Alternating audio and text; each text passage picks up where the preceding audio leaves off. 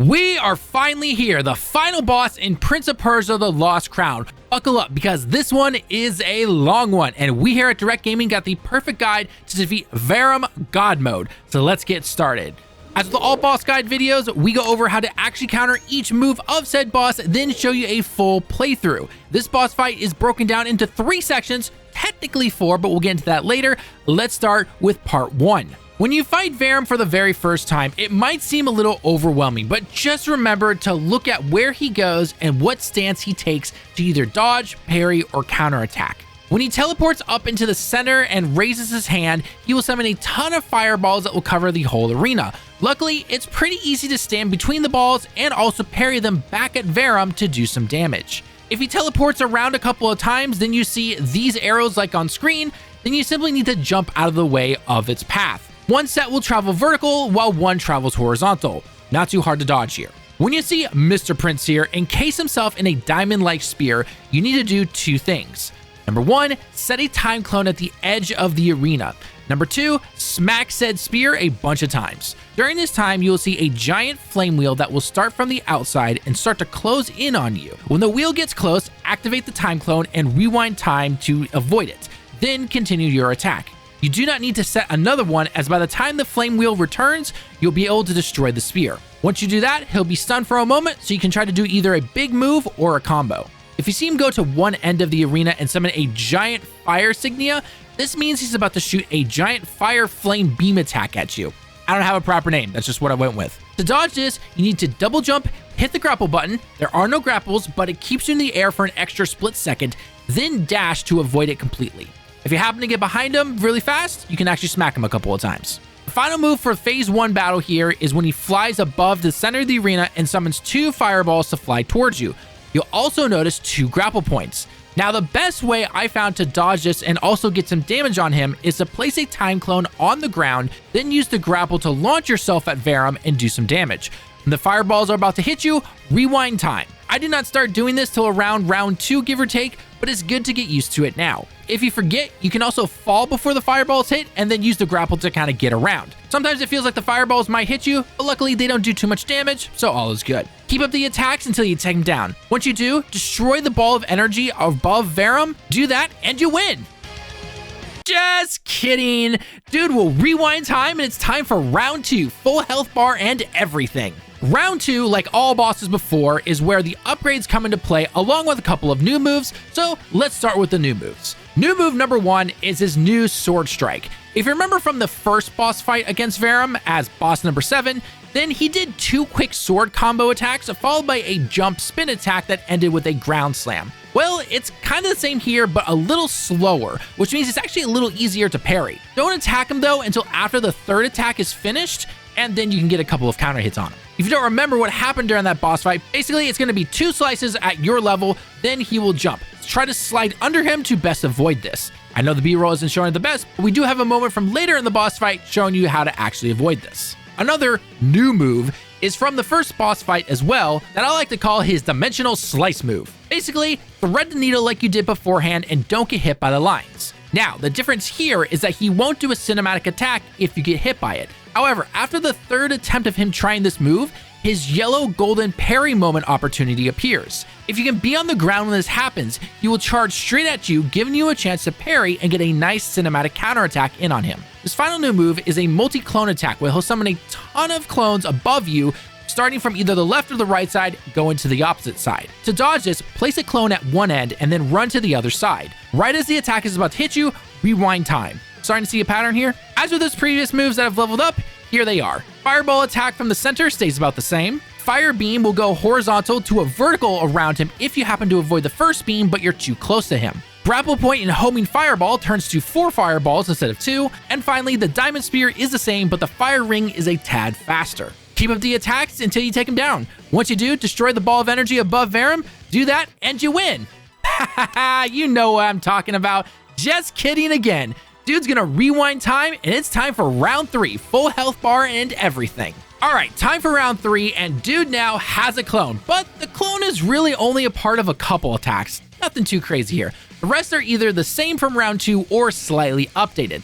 Let's look at everything right here. The first attack to include the clone is the multi-fireball attack. Starting at the edge of the arena, parry the balls back just like you've done beforehand in rounds 1 and 2. However, it's coming from both sides, but it's really not that hard to dodge.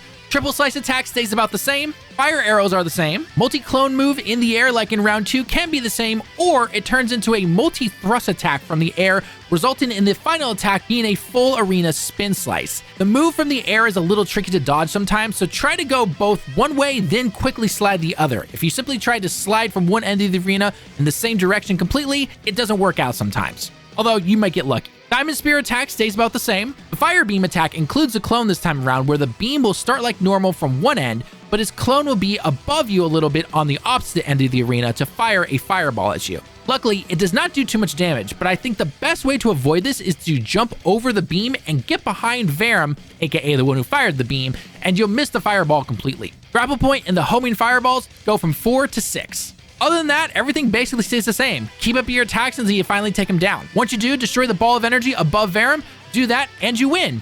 Just kidding.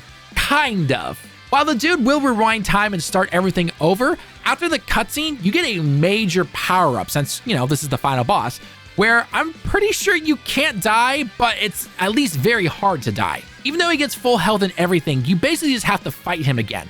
But you actually heal up every time you parry his attacks. So basically, keep hitting him like you normally would, parry the attacks that you know you can parry, dodge when you can, and finally take him down for good. And there you go, you have officially beaten the final boss in Prince of Persia, The Lost Crown. And if you've been following our guides, that is all of the main bosses in the full game. Now, here's a full run of the boss fight sped up a tad to show you how to take down this final prince. If you enjoy the guides, then a like on the video would be greatly appreciated as it shows us that you enjoy this type of content. And don't forget to check out our other Prince of Persia The Lost Crown boss guides, along with any other guides we might cover with other games. I've been Tallen with Direct Gaming. Thank you so much for watching the video. Hope you have a great day and week, and we can't wait to see you in the next one. Johnny.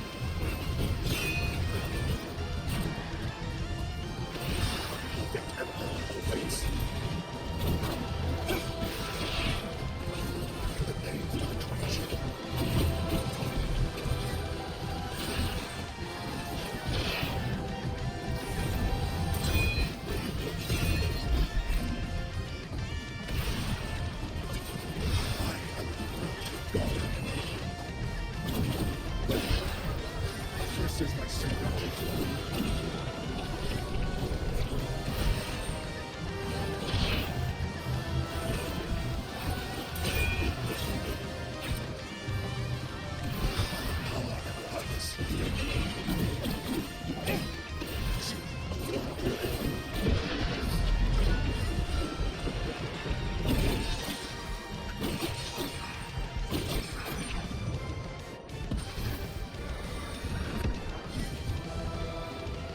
Cannot defeat a god, Sargon.